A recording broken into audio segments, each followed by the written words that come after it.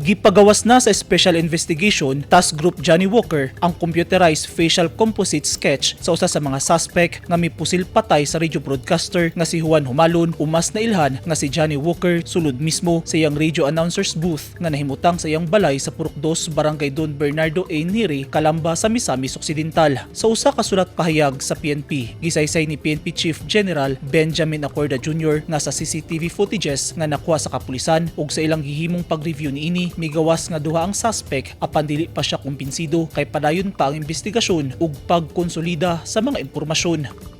Sumala sa PNP chief, nakuratan usab siya sa nahitabo kang Humalon. Apan iyang gisangunan ang Deputy Regional Director sa PNP Region 10 nga tutukan ang tanang aktibidad sa Special Investigation Task Group Johnny Walker. Makita sa video nga dunay duha ka tawo nga gipasulod sa bakal nga gate sa ilang balay ug ang usa mipugong sa gwardiya samtang ang usa misulod sa kwarto kun diin naghimo si Humalon sa iyang live broadcast sa iyang radio station nga 94.7 Calamba Gold FM. Sumala niya Korda, walay kaluoy nga gipatay si Humalon. Gikundina sa Mindanao Independence Press Council ang kamatayon ni Humalon. Sa usa ka sulat pahayag sa MIPC, gisaysay niini nga ang pagpatay kang Humalon nga usa ka pagyatak sa iyang tawhanong katungod, pagbaliwala sa press freedom ug sa demokratikanong prinsipyo. Gikundina usab ni Misamis Occidental Governor Henry Waminal ang pagpusil patay kang Humalon. Sumala ni Governor Waminal na kortan siya sa panghitabo ug siya nagsubo sa brutal na pagkamatay ni Humalon.